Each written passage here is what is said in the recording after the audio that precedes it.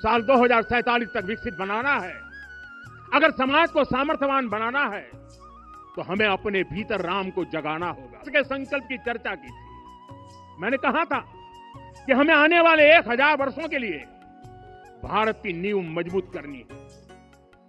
हमें याद रखना है, जो सिर्फ वर्तमान का सोचते हैं वो आने वाली पीढ़ियों के साथ अन्याय करते हैं।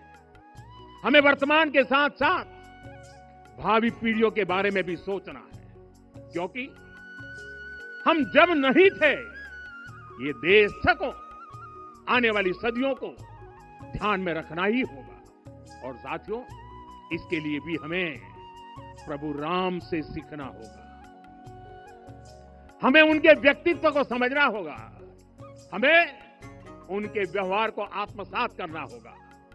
हमें याद रखना होगा, राम यानी आदर्श, राम यानी मर्यादा, राम यानी जीवन का सर्वोच्च चरित्र, राम यानी सत्य और पराक्रम का संगम।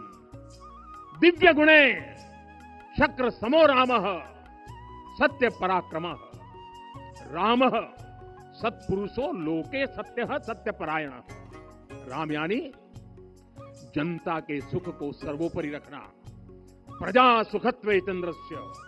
राम यानी धर्म और क्षमा का दरिया, वसुधाया क्षमा गुणे है। राम यानी ज्ञान और विवेक की पराकाष्ठा, बुद्ध या बृहस्पति तुल्य। राम यानी कोमलता में दृढ़ता, मृदु पूर्वज भाषते।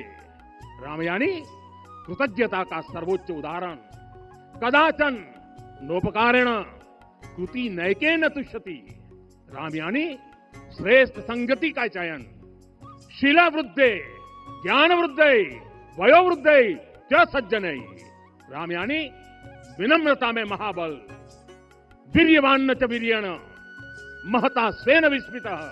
राम यानी सत्य का अडिग संकल्प। राम यानी जागरूक, अनुशासित और निष्कपट मन, निस्तिंद्र। और इस संकल्प के लिए आज से बेहतर दिन और क्या हो सकता है।